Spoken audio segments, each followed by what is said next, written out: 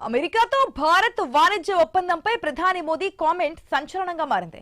ఒప్పందం రైతుకు బూస్ట్ లాంటిదని చెప్పుకొచ్చారు. దేశంలో విస్తరిస్తున్న తయారీ రంగం, సేవా రంగాలు మరింత విస్తరిస్తాయంటూ విశ్వాసం నింపే ప్రయత్నం చేశారు. దేశంలో లక్షలాది మందికి ఉపాధి ఇస్తున్న చిన్న, మధ్య తరహా పరిశ్రమలు బలోపేతం అవుతాయని ధీమా కల్పించారు. అయితే అమెరికా దేశంతోనే కాదు, బ్రిటన్, EU దేశాలతో కూడా కీలక ఒప్పందాలు చేసుకుంటుంది మోదీ సర్కార్. ఇప్పటి వరకు మోదీ ఆధ్వర్యంలో 38 దేశాలతో FTAలను కుదుర్చుకుంది.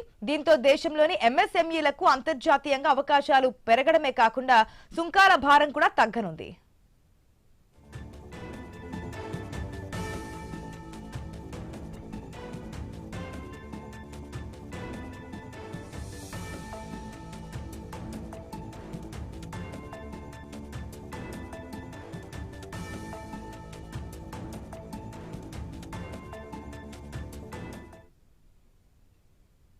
అమెరికాతో భారత్ కుదుర్చుకోబోతున్న ఒప్పందంపై దేశంలో వాడి వేడి చర్చ సాగుతోంది. పార్లమెంట్ లో కూడా విపక్షాలు గట్టిగానే పట్టుబడుతున్నాయి. అయితే ప్రధాని మోదీ మొదటిసారి ఒప్పందంపై మీడియా ముందుకొచ్చారు. దేశంలో రాజకీయ సుస్థిరత, విధానపరమైన స్పష్టత ఉండడంతో అంతర్జాతీయ పెట్టుబడిదారుల విశ్వాసం పెరిగిందంటారు. ఇక దాదాపు 38 దేశాలతో స్వేచ్ఛ వాణిజ్య ఒప్పందాలను భారత్ విజయవంతంగా పూర్తి చేయగలిగిందని వివరించారు. ఒప్పందాలు కేవలం ఎగుమతులను పెంచడమే కాకుండా గ్లోబల్ సప్లై చైన్ లో భారత్ ను కీలక భాగస్వామిగా మారుస్తుందని మోదీ విశ్వాసం. గత ప్రభుత్వాల హయాంలో ఆర్థిక నిర్వహణ లోపభూయిష్టంగా ఉండేదని, అందుకే నాడు వాణిజ్య చర్చలు మొదలైన మధ్యలోనే ఆగిపోయేవని కాంగ్రెస్ తీరుకు విమర్శలు గుప్పించారు. ఇక సుదీర్ఘ చర్చల తర్వాత కూడా నాడు సాధించింది శూన్యమని ఎద్దేవా చేశారు.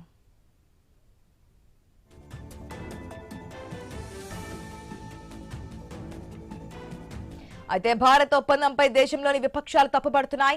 దేశాన్ని మరో దేశం చెప్పు చేతుల్లోకి తీసుకెళ్లారన్న విమర్శలు గట్టిగా వినిపిస్తూ ఉన్నాయి. ముఖ్యంగా చమురు దిగుమతి విషయంలో భారత్ అమెరికాకు లొంగిపోయిందన్న విమర్శలు కూడా వస్తున్నాయి. భారత్ అమెరికాతో డీల్ కోసం లొంగిపోయిందా? చమురు దిగుమతులను అమెరికా చేతిలో పెట్టిందా? డీల్తో రైతులకు ఏమైనా నష్టం కలుగుతుందా? రైతుల సమస్యలు కేంద్రం పట్టించుకోలేదా? చేనేత పరిశ్రమకు ఎలాంటి నష్టం జరుగుతోంది? మోదీపై రాహుల్ ఎందుకు ఆరోపణలు చేస్తున్నారు? కాంగ్రెస్ ఆరోపణల్లో నిజం ఉందా అనే ప్రశ్నలు ఇప్పుడు వినిపిస్తున్నాయి.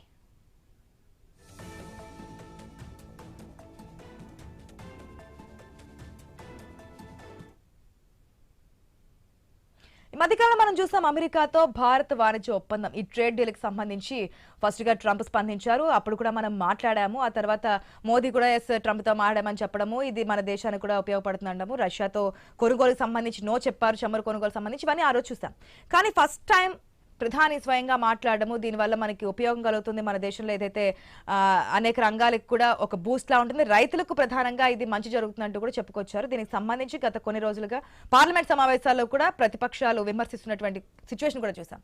అసలు ఏం జరుగుతోంది, ఏంటి? నిజంగానే ప్రతిపక్షాలు విమర్శిస్తున్నట్టుగా మన వ్యవహారాలని, లేదంటే మన చమురు కొనుగోలుని ఇవన్నీ కూడా పక్క దేశాలు చెప్పు చేతుల్లో పెట్టారా? దీనివల్ల ఎంతవరకు లాభం జరుగుతుందనే విషయాలని తెలుసుకుందాం. మనతో పాటు అందే సత్యం గారు ఉన్నారు, పొలిటికల్ అనలిస్ట్.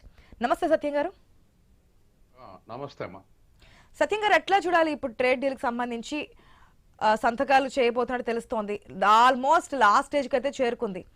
ప్రతిపక్షాల వర్షన్ వేరేగా ఉంది. ప్రతిదాన్ని భూతద్దంలో పెట్టి చూడకూడదు. నిజంగానే మన దేశానికి లాభం జరుగుతుందా? లేదంటే ఆ రోజు కూడా మనం మారడం, రష్యాకి సంబంధించి చమురు కొనుగోలు నిలిపివేయాలంటూ ట్రంప్ చెప్పారు, మోదీ అంగీకరించారు. ఈ పాయింట్ మీద క్లారిటీ లేదని చెప్పి అనుకున్నాం. కానీ ఇప్పుడు జరుగుతున్న పరిస్థితులను చూస్తుంటే దాన్ని కూడా ఓకే అనుకోవాలా? ఎట్లా చూడాలంటారు? మోడీ చెప్పేదాంట్లో కొన్ని నిజాలు ఉన్నాయండి, రాహుల్ గాంధీ చెప్పేదాంట్లో కూడా కొన్ని నిజాలు ఉన్నాయి. అందుకని వాస్తవానికి నేను సూటిగా, మనకు టైం కొద్దిగానే ఉంది కదా, సూటిగా చెప్తా.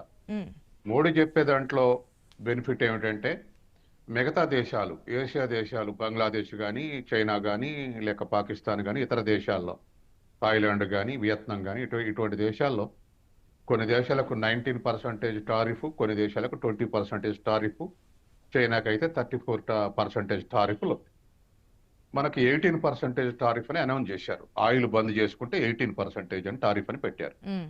కాబట్టి మిగతా ఏషియన్ కంట్రీస్ బియ్యం ఎగుమతిలో, టెక్స్టైల్ ఎగుమతిలో, ఫిషరీస్ ఎగుమతిలో, ఇటువంటి వాటిల్లో ఏషియా దేశాల నుంచి మనం పోటీ పడుతున్నాం. మనకు పోటీ ఉంది. ఇట్లా టారిఫ్ 1% మనకు తక్కువ ఉండటం వల్ల అమెరికన్ మార్కెట్ లో మనకు అడ్వాంటేజ్. కాబట్టి మన ఎగుమతులు పెరిగే అవకాశం ఉంది. ఇప్పటికే $86 బిలియన్ ఎగుమతులు ఉన్నాయి. అందులో $40 బిలియన్ ఇప్పుడు నేను చెప్పినటువంటి వాటికి సంబంధించినటువంటి. కాబట్టి వీటి ఎగుమతులు పెరుగుతాయి. ఆ, వీళ్ళు సంతోషంగా ఉండేటువంటి అవకాశం ఉంది. ఇది మోడీ చెప్పిన దాంట్లో నిజం.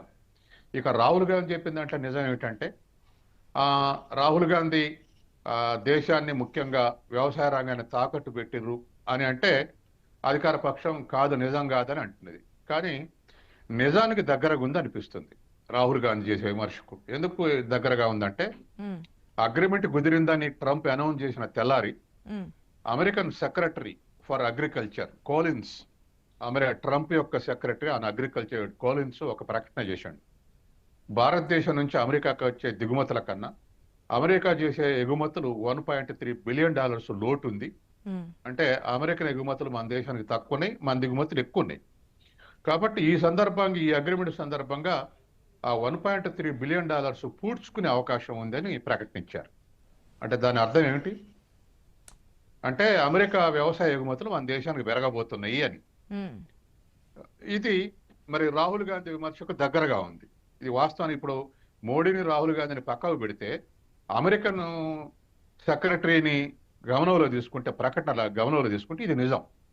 అంటే మన దేశం వ్యవసాయ ఎగుమతులు అమెరికా నుంచి పెరగబోతున్నాయి అనేది కానీ నిజం. ఎందుకోసం అనుకోవచ్చు అంటే ఇప్పటి వరకు అనేక ప్రలోభాలకి లేదంటే అనేక టారిఫ్లు బెదిరించే ప్రయత్నాలు ఏదో విధంగా ఇబ్బంది పెట్టాలని చెప్పి పైకి స్నేహితులు అని మాట్లాడినా టారిఫ్లు కానీ ఇవన్నిటి గురించి మనం చూసాం. ఇప్పటి వరకు ఎక్కడ ఇండియా నోటి నుంచి మాట కానీ లేదంటే ఒక్క కామెంట్ కానీ ఏది చేయలేదు. సైలెంట్ గా టారిఫ్లు పెంచినా ఏం చేసినా సరే గ్రీన్ కార్డ్ సంబంధించి ఇవన్నీ కూడా చేసుకుంటూ వెళ్ళారు. కానీ ఇప్పుడు మాత్రం ఎందుకు ఇండియా ఇటువంటి నిర్ణయానికి వచ్చింది అనుకోవచ్చు తెలిసి కూడా? ఇప్పుడు నన్ను చెప్పనీయలే మీరు ఒక్క పాయింట్ చెప్పిన తర్వాత. రెండోది, ఎవరైనా అగ్రిమెంట్ రెండు దేశాలు కలిపి ప్రకటిస్తాయి. మనం EU నుంచి యూరోపియన్ యూనియన్ మనం కలిసి ప్రకటన చేశాం, ఒప్పందం కుదిరింది అని. మరి మన దేశం అమెరికా కలిసి చేయాల్సిన ప్రకటన అసలు ఆ రాత్రి ప్రధానమంత్రి సంతకం పెట్టిందే ఈ దేశానికి తెలవదు. ట్రంప్ ప్రకటించండి ఏమనంటే మోడీ సంతకం పెట్టేశాడు, మోడీ ఒప్పుకున్నాడు, రష్యా నుంచి ఆయిల్ బంద్ చేస్తామని ఒప్పుకున్నాడు, ఇరాన్ నుంచి ఆయిల్ బంద్ చేస్తామని ఒప్పుకున్నాడు, వెనుజులా నుంచి ఆయిల్ కొంటామని ఒప్పుకున్నాడు అని చెప్పేసి ట్రంప్ ఏకపక్షంగా ప్రకటించాడు. ఒప్పందం కుదిరిందని, ఇవన్నీ మోడీ ఒప్పుకున్నని ప్రకటించేసాడు. ఇది మరి రాహుల్ గాంధీ చేసే విమర్శకు దగ్గరగా ఉంది. ఇది రెండో అంశం. మూడో అంశం, మనకు అన్ని రకాలుగా 70 ఏళ్ల కష్టకాలంలో మిత్రున్నటువంటి రష్యాని ఇవాళ రష్యాతోటి చర్చించగానే మా ట్రంప్ తోటి మేము రష్యా నుంచి ఆయిల్ కొనం, 0 లెవెల్కి వస్తాం, మీ 18% టారిఫ్ల కోసమని ప్రకటిస్తా ఉన్నారు.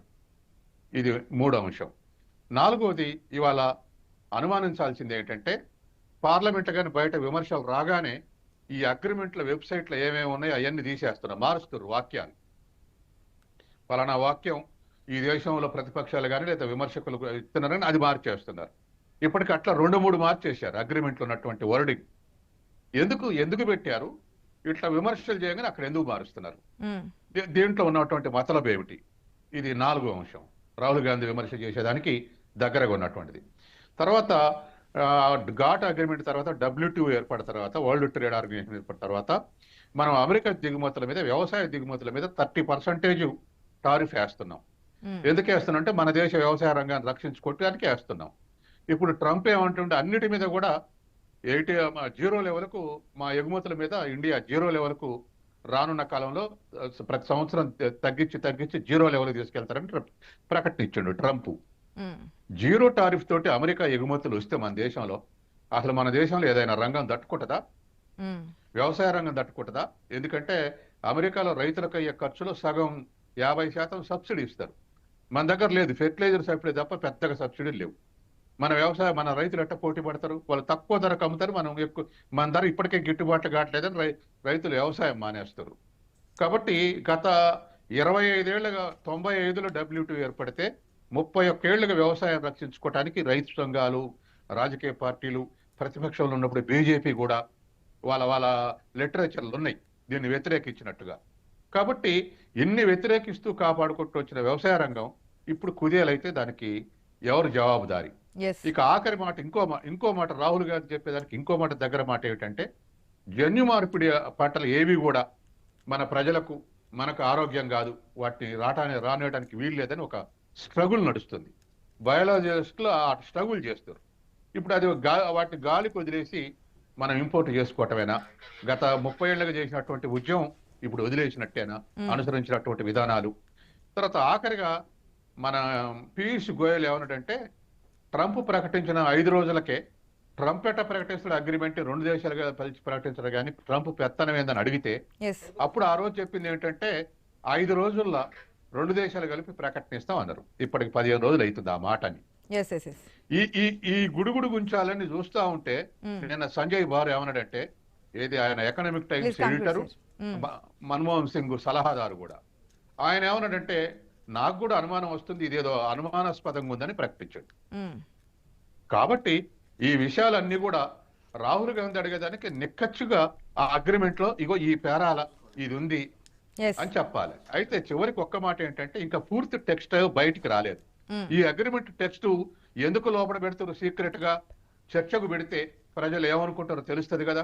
ఎస్ ఆ టెక్స్ట్ బయటికి రాలేదు, ఏదో 12 పారాగ్రాఫ్స్ పెట్టారు, నేను కూడా చదివా. ఎస్ కాబట్టి ఈ విషయాలన్నీ దేశ ప్రజలకు తెలియాల్సినటువంటి అవసరం ఉంది.